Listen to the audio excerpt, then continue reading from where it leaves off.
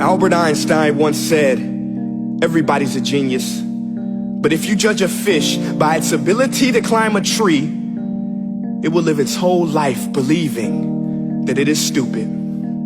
Ladies and gentlemen of the jury, today on trial we have modern day schooling. Glad you could come. Not only does he make fish climb trees, but also makes them climb down and do a 10-mile run. Tell me, school, are you proud of the things you've done?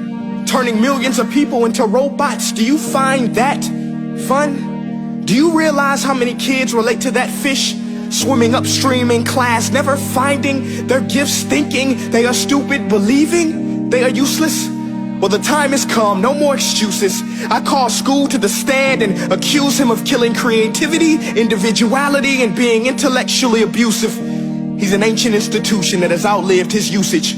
So, Your Honor, this concludes my opening statement, and if I may present the evidence of my case, I will prove it. Proceed. Exhibit A. Here's a modern day phone. Recognize it? Here's a phone from 150 years ago. Big difference, right? Stay with me. Here's a car from today, and here's a car from 150 years ago.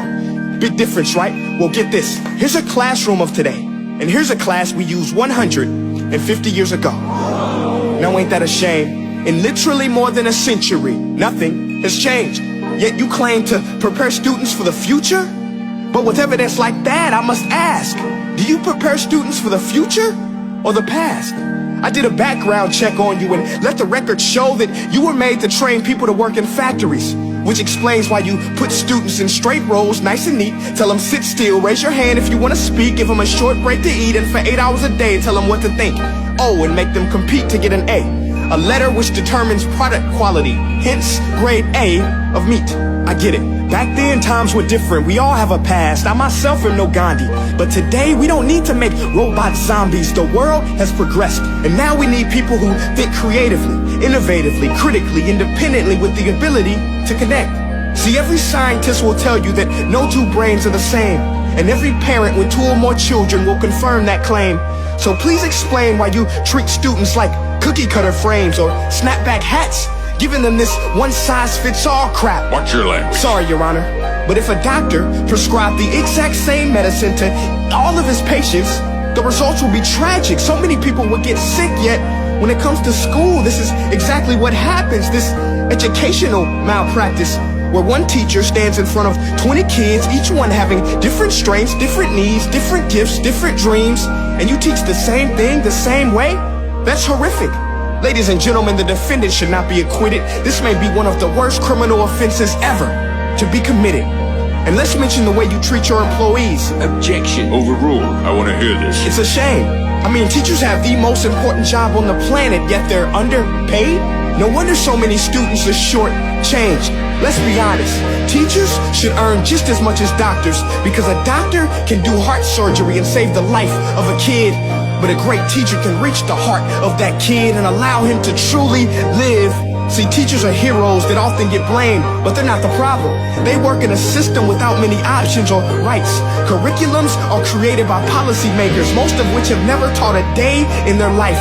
Just obsessed with standardized tests. They think bubbling in a multiple choice question will determine success. That's outlandish. In fact, these tests are too cruel to be used and should be abandoned, but don't take my word for it. Take Frederick J. Kelly, the man who invented standardized testing, who said, and I quote, "These tests are too cruel to be used and should be abandoned." Ladies and gentlemen of the jury, if we continue down this road, the results will be lethal. I don't have much faith in school, but I do have faith in people. And if we can customize healthcare, cars, and Facebook pages, then it is our duty to do the same for education, to upgrade it, change it, do away with school spirit, because that's useless. Unless we're working to bring the spirit out of each and every student, that should be our task. No more Common Core. Instead, let's reach the core of every heart in every class. Sure, math is important, but no more than art or dance. Let's give every gift an equal chance. I know this sounds like a dream, but countries like Finland are doing impressive things. They have shorter school days. Teachers make a decent wage. Homework is non-existent, and they focus on collaboration instead of competition. But here's the kicker, boys and girls. Their educational system outperforms every other country in the world. Other places like Singapore are succeeding rapidly. Schools like Montessori, programs like Khan Academy. There is no single solution, but let's get moving. Because while students may be 20% of our population, they are 100% of our future. So let's attend to their dreams, and there's no telling what we can achieve.